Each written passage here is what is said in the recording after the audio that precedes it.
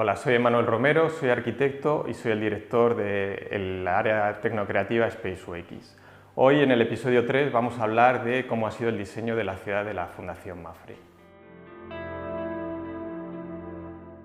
Uno de los requerimientos de la Fundación MAFRE fue que la ciudad debía de ser reconocible en todos los países donde MAFRE estuviera presente. Para ello, esta ciudad del metaverso de la Fundación se concibió como una ciudad con una trama urbanística convencional, de calles ortogonales, que facilitase la navegación y la orientación del visitante a la hora de navegar. Con este mismo criterio se diseñaron amplias aceras que permitiesen una visión en perspectiva sin distorsiones de los elementos de la cámara a la hora de la navegación. Desde el punto de vista urbanístico, esta ciudad se planteó con distintas áreas, desde un centro histórico con una trama más desordenada y más antigua, hasta una zona central con amplias avenidas, un centro de negocios con edificios altos de oficinas, avenidas grandes con amplias aceras y elementos ajardinados, y luego en distintas áreas perimetrales zonas residenciales. Pero a la vez esta ciudad debía de tener un continuo movimiento y una continua ampliación. Debía de ser una ciudad que creciera continuamente, tanto en lo físico como en lo virtual, y en distintas orientaciones.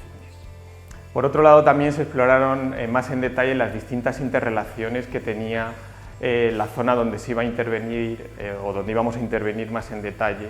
La galería virtual no debía de estar muy lejos del hogar virtual o del parque de bomberos o de otros espacios, para que la navegación fuera ágil, pero a la vez que hubiera diversidad urbanística y diversidad en los distintos espacios.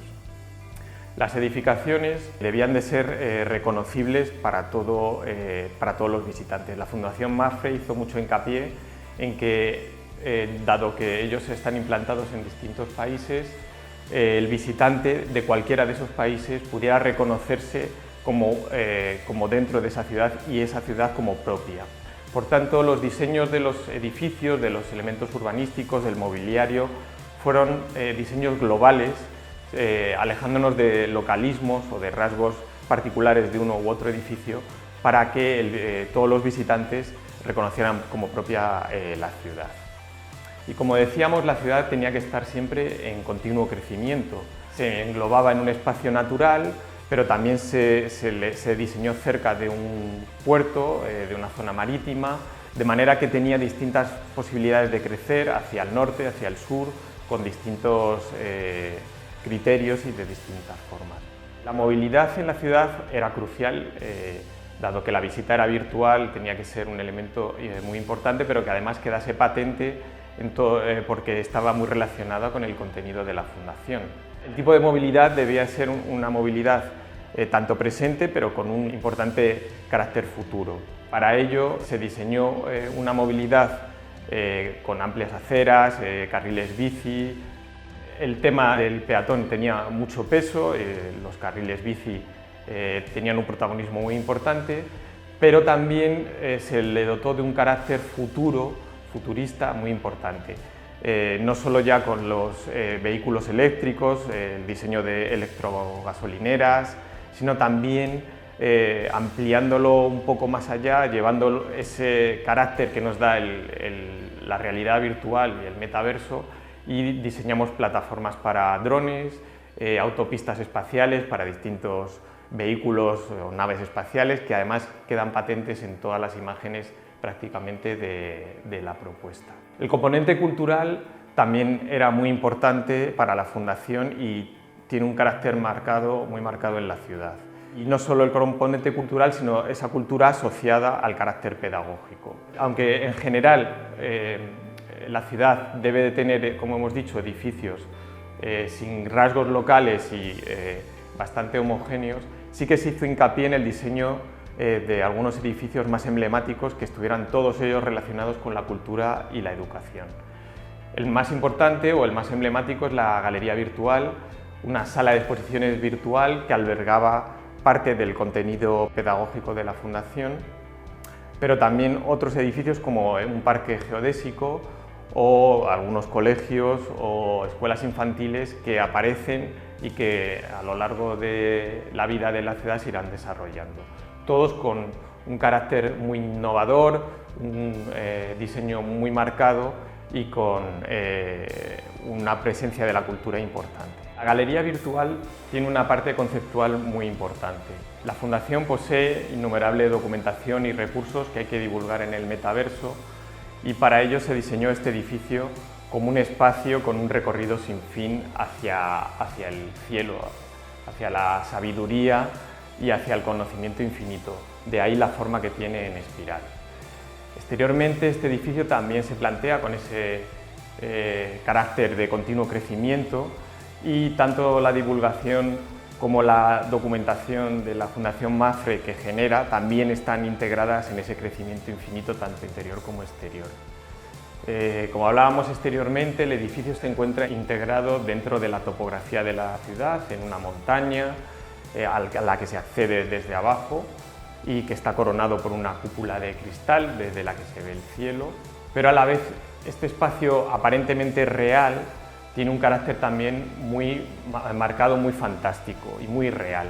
La entrada tiene un suelo de cristal y interiormente se ve un jardín también en espiral que crece hacia el centro de la Tierra y que desarrolla un poco la imaginación del visitante.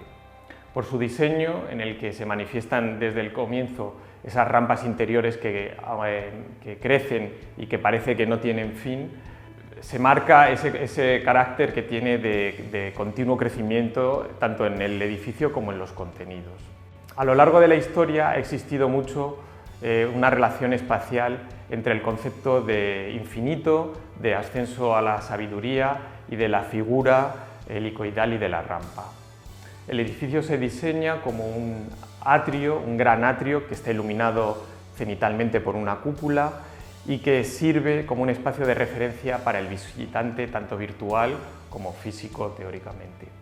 El visitante accede y ese espacio central le atrapa y le sirve de continua referencia en todo el recorrido, en ese ascenso por la rampa. El visitante va ascendiendo por esa rampa helicoidal que va dando acceso a las distintas salas. Cada sala cuenta además con un nombre distinto y con un contenido diferente, y además tienen esa forma circular también para que el recorrido siempre sea muy sencillo y el visitante esté continuamente orientado. El hecho de que el atrio central esté iluminado y tenga ese carácter abierto le sirve también de referencia en toda la exploración del edificio. El Expopar es otro de los hitos culturales y urbanísticos de la ciudad.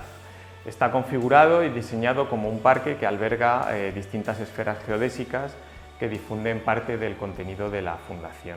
Se diseñó a partir de un esquema, o está inspirado en un esquema de una hoja ramificado, donde cada pétalo alberga una de estas esferas. Y se diseñó también con una estructura ligera geodésica que pudiera ser tanto virtual como física, que pudiera montarse y desmontarse tanto física como virtualmente y generar distintas exposiciones itinerantes y interactivas. Estas esferas interiormente están bañadas por la luz natural, forman un espacio natural muy acogedor donde el espectador puede sentarse a contemplar los distintos contenidos de la Fundación, en este caso para la prevención y la movilidad 3S. Hasta aquí el episodio 3, espero que os haya gustado, tanto como nos gustó a nosotros diseñarlo, y seguramente volveremos con más contenidos para que podáis seguir disfrutándolos. Un saludo.